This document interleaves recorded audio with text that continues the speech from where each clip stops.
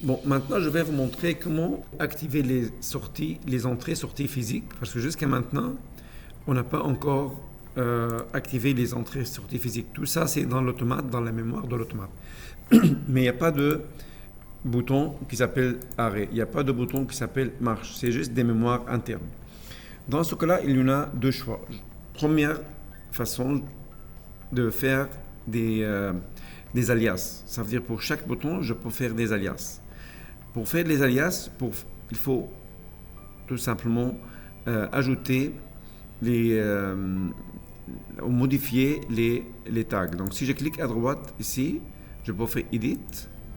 Donc ici, comme on voit, on ne peut pas éditer en ligne. Dans ce cas-là, il faut faire offline.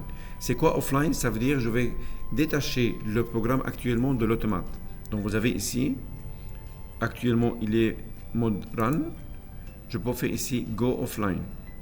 Donc si je clique Go Offline, qu'est-ce qu'il va faire? Il va tout simplement aller Go Offline. Actuellement, l'automate il est en train de fonctionner, mais je peux éditer le programme offline. Donc, le mode offline, c'est comme je suis en train d'éditer, mais je n'ai pas envoyé encore l'information vers l'automate. Moi, je veux mettre une input physique avec la marche. Bon, maintenant, je veux modifier le bouton marche pour qu'il soit attaché avec un bouton physique, une entrée physique. Je fais Edit.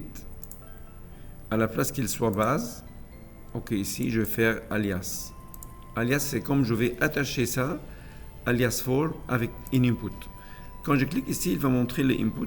Ça, c'est les cartes entrée que j'ai ajoutées ici. Ça, c'est la carte d'entrée. Et ça, c'est la carte d'entrée qui est déjà qui est dans la carte. Donc, qui est dans le slot numéro 1. C'est celui-là. L'idée, c'est quoi? L'idée, c'est mettre un bouton. Par exemple, ici, bouton marche. Bouton marche. Je vais faire normalement ouvert. Je vais l'attacher avec le input de l'automate. Donc, pour faire ça, alias for, je vais choisir maintenant les inputs numéro 0. Donc, je fais ici, j'ai choisi d'abord le input. Je clique sur le plus. Il va montrer maintenant le faute et le data. Le faute, c'est en cas de faute, qu'est-ce qu'on doit faire? 0 ou 1. Mais nous, maintenant, ce qui nous intéresse, les données. Ça veut dire l'état de chaque input. Je clique ici. J'ai maintenant 32 inputs, de 0 jusqu'à 31. Je vais choisir le input numéro 0. Voilà. Je fais appliquer. OK. Donc, on voit ici qu'il a dit que le bouton marche, il est déjà attaché avec l'entrée physique 0. Je répète la même chose pour le bouton d'arrêt. Donc, on fait alias for. Je vais choisir encore la même chose, le input numéro 1. Si vous remarquez,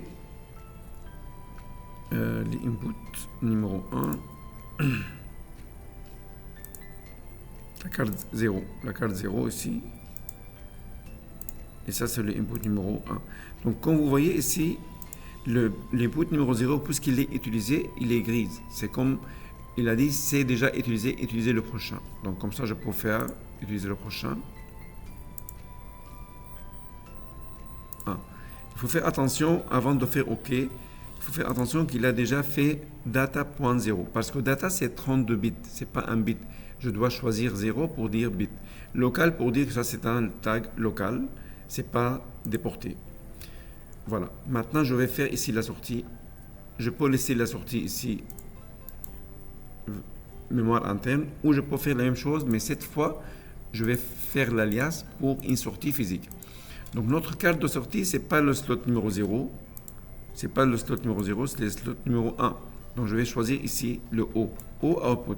Donc je viens dans l'alias. Local. Ça c'est le output. Data. Ici je peux choisir la sortie numéro 0. Et je fais OK. Donc je fais l'alias. Maintenant pour la lampe rouge, je vais prendre la deuxième sortie. La deuxième sortie, Edit. Encore je fais alias pour la sortie numéro 2. 1. Deuxième sortie. Je fais appliquer. OK. Donc on voit maintenant qu'il a déjà ça. Mais si j'essaie de toggle bit maintenant, il n'y a pas de réaction ici parce qu'on n'est pas encore downloadé ou chargé notre programme. Ok, donc il faut charger le programme dans l'automate. Comment on peut charger un programme dans l'automate? On clique ici sur Offline, vous avez ici Download. Ou bien, je peux faire Communication ou Active, je choisis mon automate et je fais Download. Cette façon, c'est mieux pour mettre le chemin. Si on a déjà le chemin, c'est ça le chemin. Il a dit maintenant le chemin, c'est l'automate 10, backplane, le slot numéro 3. Si j'ai déjà le chemin, je peux faire directement ici Download. Si je n'ai pas le chemin, il faut faire la première façon à travers de communication. Il a dit maintenant, il va écraser. Est-ce que tu es sûr que tu vas faire Download? On dit oui, parce qu'il va écraser le programme précédent. Il va mettre le nouveau programme. Est-ce que tu veux passer mode run? Mode run, c'est actuellement mode remote.